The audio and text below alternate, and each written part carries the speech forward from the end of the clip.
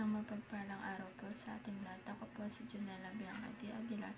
Ito po ang aking Day 23 devotion para sa ating 365 daily devotion na pinamagatang kasama ba ang Apokripa sa Bible. Ang Bible verse po natin yung natagpuan sa Luke chapter 24 to 23. At ang sabi ko dito, He said to them, "This is what I told you while I was still with you. Everything must be fulfilled that is written about me in the law of Moses, the prophets, and the Psalms." Sa Tagalog po, pagkatapos ay sinabi niya sa kanila, ito tinutukoy ko nang sabihin ko sa inyo noong kasama pa ninyo ako.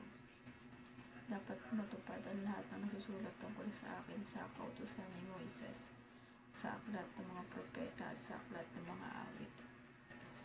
At ang teachings mo natin ngayon ay number 1, authenticated by Jesus and the apostles. Parang ito po yung parang authenticated, parang kumbaga original talaga.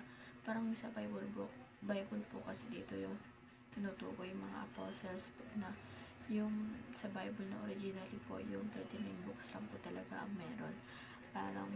Parang mas ano po, hindi naman po parang sa pinabaliwala yung bago na dinagdag. Parang mas ano po kasi yung ito talaga yung original kasi is authenticated siya, diba? Parang pag tayo, diba, pag may tayong, kunyari may binili tayong online, may pinurchase tayo online, diba, parang mas feel natin yung authenticated kasi parang feel natin yung talagang trusted or subok na, diba? Parang ganun din sa Bible, parang mas hindi natin sa ipinabaliwala naman yung bago. Parang mas doon lang talaga tayo, mas talaga sa kauna-una yung original talaga kasi authenticated siya, diba? Parang talaga tayo, parang yung trust niya para makuha natin kasi pag sinabi authenticated, diba, parang wala na tayong dapat ikabahala, parang wala na tayong pag-aalinlangan ganun pag sinabi authenticated siya. And number 2 po, authored by the apostles and associates.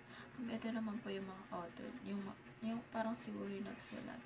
Parang diba, ito rin trusted din to. Parang pag sinabi yung mga apostles or mga associates, parang kapanipaniwala at katiwatiwala sila, diba? Kaya parang pag tayo, diba, parang pag nga tayo nagbabasa tayo ng isang libro, nitignan natin kung sino yung author nun, diba? Tapos parang pag nakita natin kung sino, tapos pag alam natin trusted, diba, parang mawiwili talaga tayo na basahin yun. Parang ganun din sa Bible na kailangan parang marunong tayo tumingin kung authenticated ba siya o yung author ba, ganun po.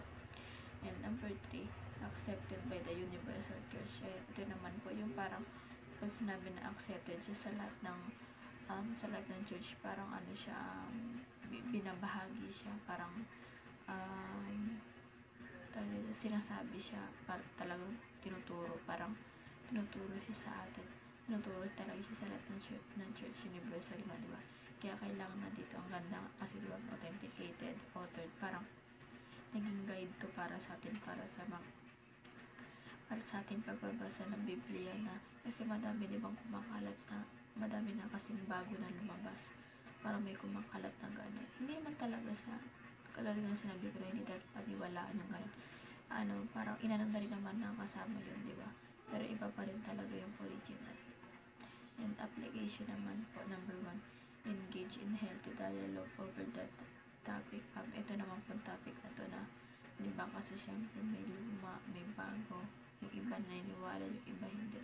Parang po natin na kesa magtalo-talo sa topic na to kung sino ba yung tama o mali, parang maganda pa rin na natin makipag-usap tayo na maayos, yung healthy dialogue po, kasi mas importante yun, diba? Wala namang tawag dito, wala namang isa-isa kung magtatalo tayo sa topic na to, kasi in the end, isa lang naman yung Diyos natin, diba, which is si Lord. Kahit magtalo-talo pa tayo, wala namang katuturan kung magtalo-talo pa dahil sa topic na to, diba? Kasi in the end nga, iisa pa rin naman yung paniniwalaan natin, which is si Lord. Siya lang yung dapat nating paniwalaan, yung Bible, yung mga salita niya, pero yung mga ginawa niya, sacrifice niya sa atin. number 2 po, build our faith on Jesus and the apostles. Ito po, i-build po natin yung trust natin kay Lord, yung faith natin, pananampalataya natin sa Kanya, pati sa mga apostles, which is yung nga po, yung authenticated nga po, yung sinabi po dito sa teachings natin, yung original. Ang maganda na i-put natin, build. Kapag i-build natin yung faith and trust natin sa kanila. Kasi yun, sila yung original eh. Parang kumbaga secured tayo dun kung doon natin i-build yung faith din sa kanila, diba? Hindi sa ibang tao, kundi sa kanila lang. Upang sa kaliligtas din naman natin, para sa atin din naman yung gagawin natin, diba? Na pag-build ng faith sa kanila. Sa atin din yung kakabuti ng balang araw. Parang pag naka-build na tayo ng faith na yun, parang talagang secured na tayo, ganun, kahit mang balakid na mangyayari, diba? Parang tayo na, parang ligtas, ganun po.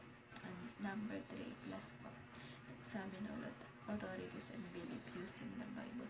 May examine daw po natin yung lahat mga authorities and belief using the Bible. Po sa pagbabasa po ng Bible, para examine po natin yun, yung sa Bible, diba? Parang siguro mapagko-compare talaga natin yung mga yung mga dinagdag na bago kaysa yung sa mga luma talaga, yung original talaga, no? Pero okay lang naman kasi may kanya-kanya naman tayong paniniwala, diba? Ang maganda talaga na basahin na lang natin yung Bible, diba? Kung ano talaga yung original nandun, at saka kung ano nga yung authenticated and authored po na salita na nandun, para sa ganun tama yung paniniwalaan natin at tama yung mga gagawin natin, yung mga susundan natin na guide ka rin po. And yun lamang po ang aking devotion ngayong araw. Sana po menturan kayo. At huwag po natin na itong kalimutan na i-share sa ating mga mahal sa buhay sa pamilya natin. Yun lamang po. God bless po.